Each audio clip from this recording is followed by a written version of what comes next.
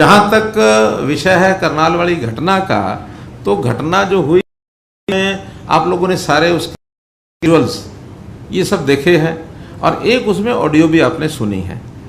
मैंने भी सुनी है, तो सुने हुए आधार पर मैं कह सकता हूँ, पहली बात तो ये कह सकता हूँ कि वहाँ एक पार्टी की हमारी मीटिंग थी प्रदेश स्तर की, जिसमें सभी एमएलए बुलाए थे, सभी मंत्री बुलाए थे, सांसद बुलाए थे, मैं भी वहाँ था, हमारे प्रदेश के अध्यक्ष भी थे। लगभग वो 200 लोगों की एक मीटिंग थी और प्री अरेंज्ड मीटिंग थी, एकदम तो वो गए नहीं हैं।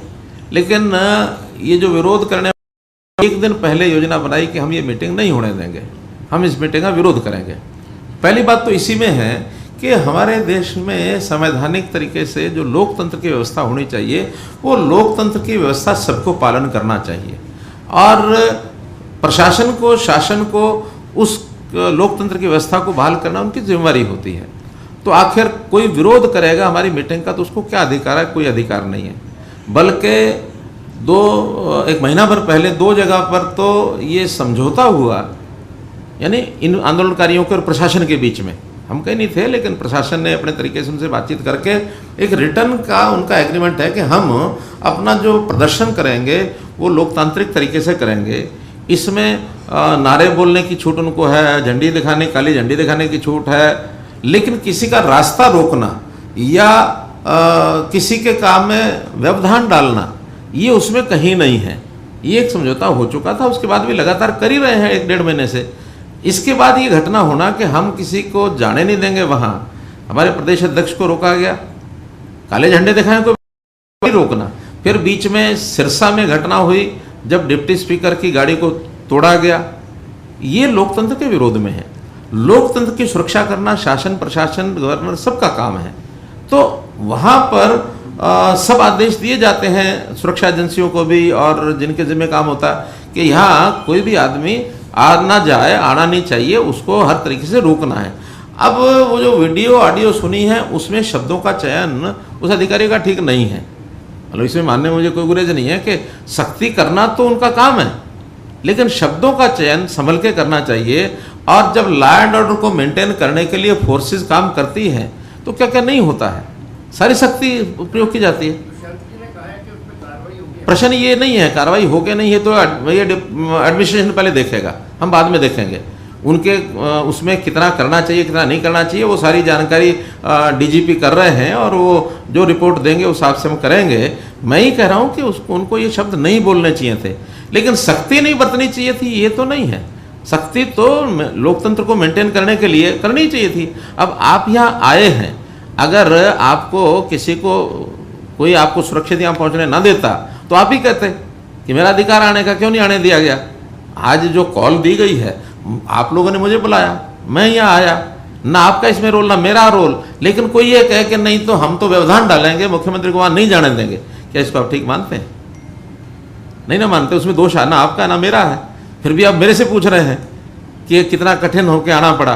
तो ये तो उनको समझाना पड़ेगा कि लोकतांत्रिक तरीके से चलें। कोई बहुत बड़ा लाभ इस आंदोलन को इस प्रकार से चलाने का उनका नहीं हो रहा, ये मैं उनको चेतावनी दे रहा हूँ कि उनको लाभ नहीं हो रहा, उनको नुकसान हो रहा है, समाज उनके खिलाफ खड़ा हो रहा है। बहुत बड़ी संख्या नहीं है।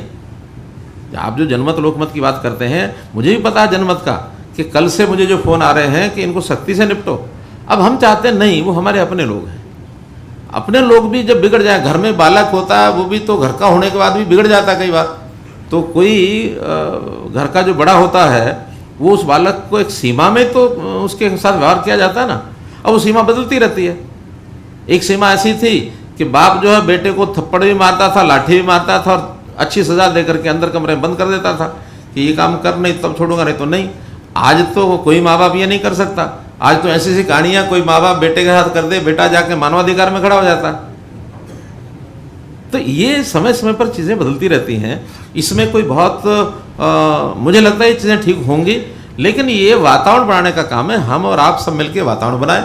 इसमें आपका बहुत बड़ा रोल है वातावरण बनाने में। अगर उस वातावरण को बनाएंगे कि लोकतंत्र की सुरक्षा ये सबका अधिकार है, राइट टू स्पीच सबका अधिकार है, लेकिन किसी के काम में हिंड्रेंस पैदा करना यह किसी का अधिकार नहीं है। मैं हवा में मुक्का चलाता हूँ, मानो ये करते करते यूँ करता हूँ, और थोड़ा नज़दीक जा करके और यहाँ इनके नाक पर चला जाए तो मेरा अधिकार है क्या? इनके नाक को मुक्का नहीं मार सकता मैं, हवा में चला सकता हूँ। तो there are limitations of every freedom, there is no absolute freedom.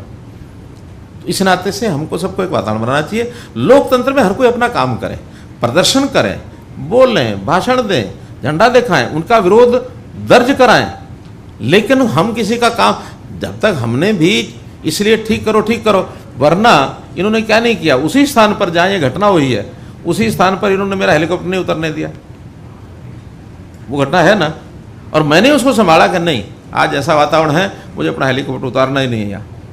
और मानो मैं कहता कि नहीं उतारो और पुलिस को आदेश हो जाते सख्ती से निपटो, तो क्या होता उस दिन? कुछ घटना हो सकती थी ना। तो इसलिए हमारी सबकी जिम्मेवारी है कि हम जिम्मेवारी के नाते से चीज़ों को आगे बढ़ाएं। हाँ, उनकी तकलीफ़ें हैं, और वो तकलीफ़ें कोई हरियाणा सरकार से नहीं है, उनकी तकलीफ़ें मानो केंद्रीय कानून है, कोई भी बात करें तो समझ में आता है, लेकिन हरियाणा सरकार के नाते से उनका कोई गुरेज नहीं होना चाहिए। और हरियाणा को उन्होंने बहुत गलत चुन लिया है इस आंदोलन का, और इसमें पंजाब का हाथ है।